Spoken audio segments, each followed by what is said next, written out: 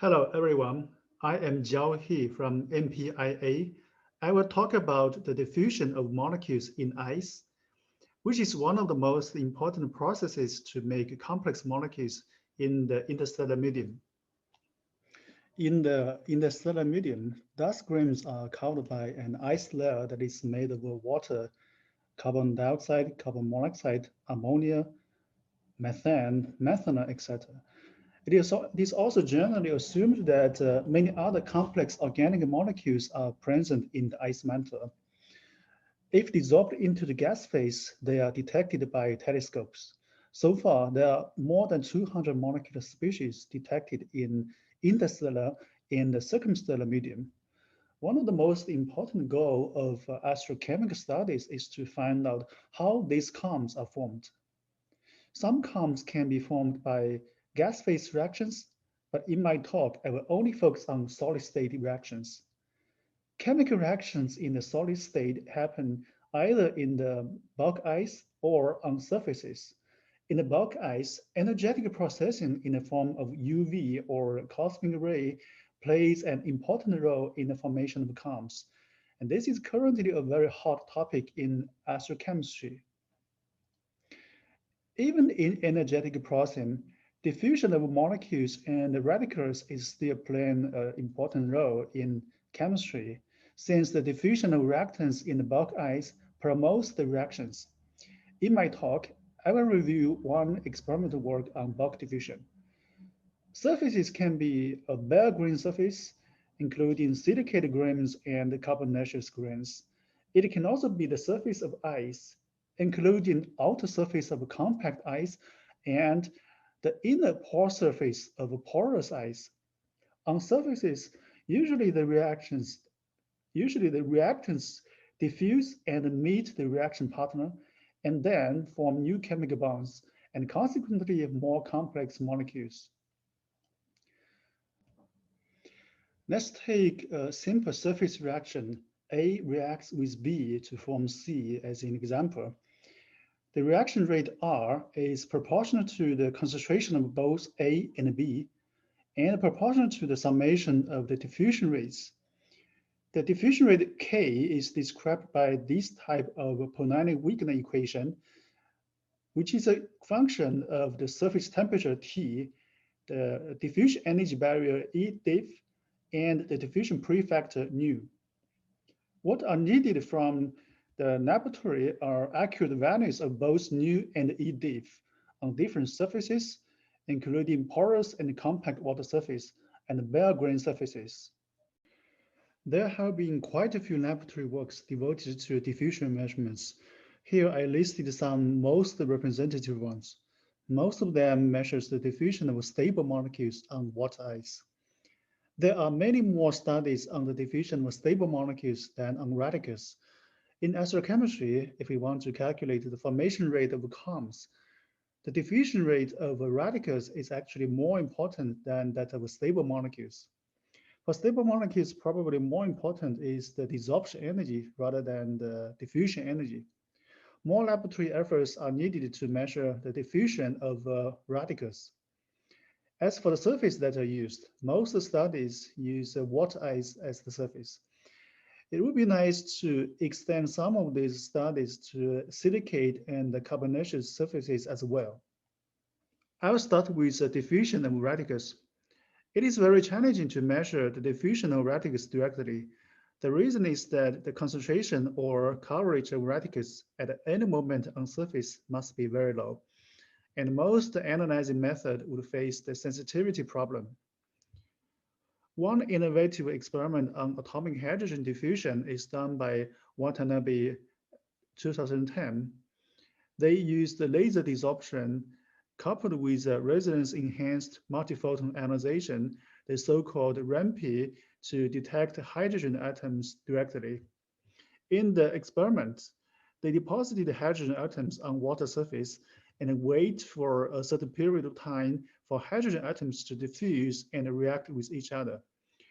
The concentration of hydrogen atoms is expected to decrease as reaction goes on. They measured a few snapshots of hydrogen atoms concentration at different times and used the rate equation model to simulate the reaction. From the fitting, they obtained the diffusion energy barrier for atomic hydrogen to be 18 plus minus 2 MeV. One has to be careful that they assumed that the diffusion prefactor is 10 to the 13th. This value is assumed rather than determined from the experiments. The prefactor value would affect the energy value. Livingstone 2002 demonstrated the use of a new technique to measure bulk diffusion. In their experiment, a thin layer of probe molecules is sandwiched between two thicker layers of water ice. Then the ice is annealed at a certain temperature before cooling back down for laser desorption measurement. A pulsed infrared laser was used to dissolve the ice, and the dissolved molecules are measured by a mass spectrometer. The depth profile of the dissolved molecules represents the concentration distribution of the probe molecules with depths. If diffusion does not happen, the depth profile of the probe molecule shows a narrow peak. With diffusion goes on, the molecule spread out, and the depth profile becomes broader. From the depth profiling, one can quantify the diffusion rate of probe molecules into the crystalline water ice. This is an innovative experiment to measure diffusion. This method should work for both bulk diffusion and surface diffusion. I'm very curious to see further experimental studies utilizing this technique for astro-relevant systems. Ms. Banner 2013 is one of the earliest experimental studies on diffusion of astro-relevant stable molecules in porous amorphous solid water. In the experiments, the probe molecule and the water are sequentially deposited at 15 Kelvin. Then the ice is heated up to a temperature at which the desorption is significant but not too fast. Infrared spectra is taken to quantify the amount of probe molecules in the ice, and a model based on fixed second law of diffusion is used to calculate the diffusion rate. They measured the diffusion for CO, NH3, HNCO, and H2CO. This study leaves several problems unsolved. This method only works for infrared active molecules, and the lowest temperature, 15 Kelvin, was not low enough for CO, which already starts to diffuse at this temperature.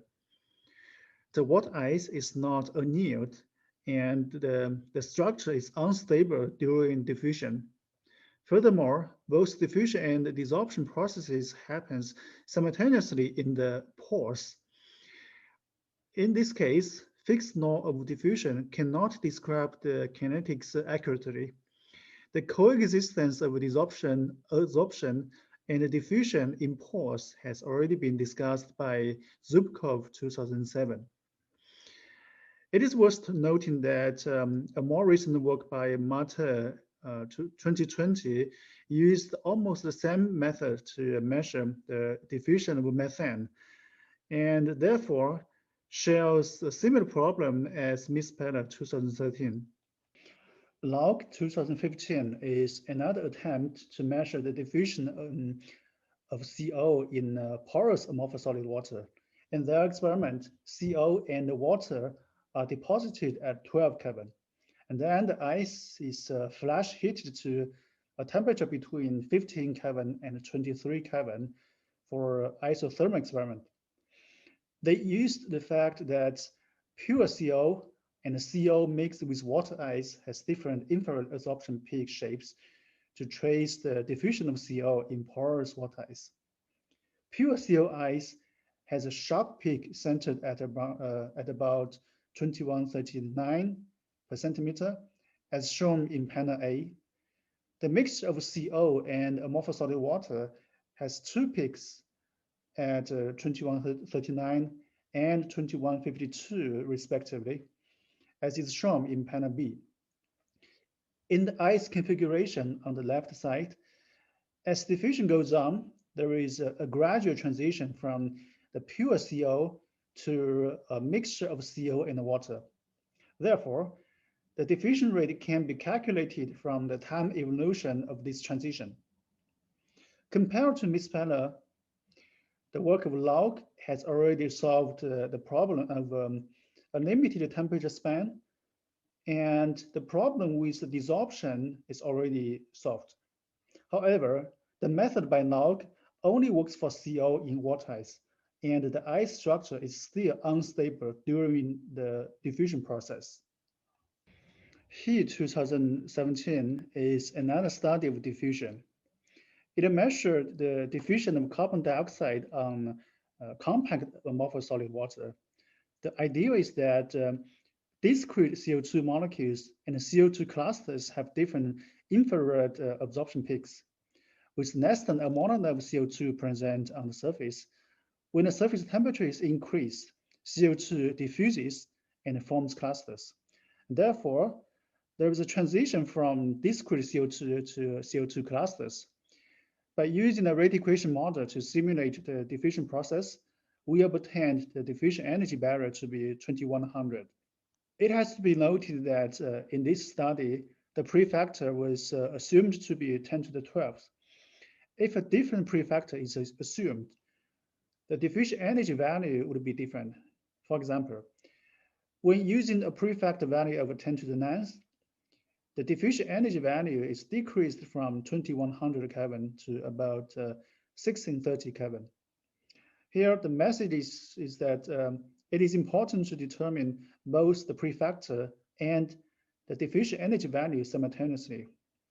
It is often the case that astrochemistry laboratory can borrow techniques from the field of physical chemistry. One example is COSPAR 2020, which used transmission electron microscope, TEM, to measure the diffusion energy barrier of CO and CO2 on porous amorphous solid water. Here I take CO as an example to explain the experimental method. In their experiment, they first deposit 10 nanometer of water ice at 10 Kelvin, and then deposit CO and take TEM scans during CO deposition. When the ice is covered by a sufficient amount of CO, and if the temperature is high enough, there are crystals of CO forming in the ice. They interpreted the forming of crystals as a result of diffusion of CO, and used the distance between crystals to represent the average diffusion distance of CO molecules. By analyzing the diffusion distance at different temperatures, they calculated the diffusion energy barrier. The energy is 350 Kelvin for CO and 1500 for CO2. COSPAR 2020 is the first attempt, as far as I know, to use TEM technique to measure the diffusion of astrally relevant molecules.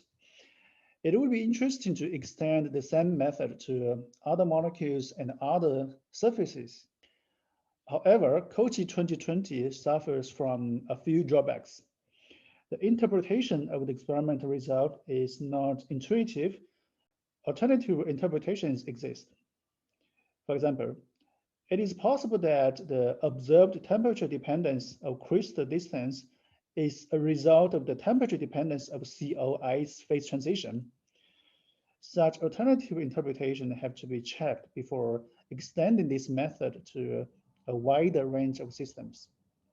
Furthermore, the water ice was unstable during the diffusion and could have affected the experimental result. And they couldn't determine the prefactor from the experiments. This table shows a comparison of some of the above mentioned studies. Each of them have their limitations. With this in mind, I developed another method to measure diffusion. This method is based on the fact that when a molecule is binding to the dangling OH site of a porous amorphous solid water, the weak DOH absorption band in the infrared is redshifted. Here, The gray curve shows the DOH bands of pure water, and the curves above shows the the DOH bands when the water is mixed with other molecules. To measure diffusion, we design an experiment like this. We first grow a porous water ice and make it stable by annealing it to 70 Kelvin, and then cool down to 10 Kelvin and deposit molecules such as nitrogen molecules. Then the ice is warmed to a temperature, for example, 20 Kelvin, and infrared spectra are measured continuously to monitor the shifting of the DOH bands. When the diffusion happens, a gradient of N2 concentration is expected in the ice. After a long time, the whole pore surface is evenly covered by N2, and almost all of the dangling OH is at the shifted position. These two figures shows the band area for the original and shifted DOH bands for different temperatures.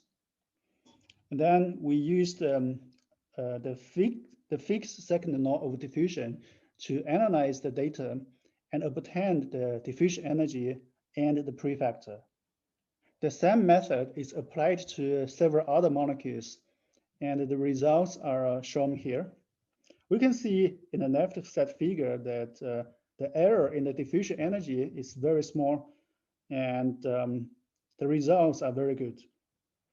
In astrochemical modeling, the diffusion energy is usually taken to be a fraction of the desorption energy. The ratio between these two energies is found to be between 0.3 and 0.5 in our experiment, depending on what desorption energy do we use.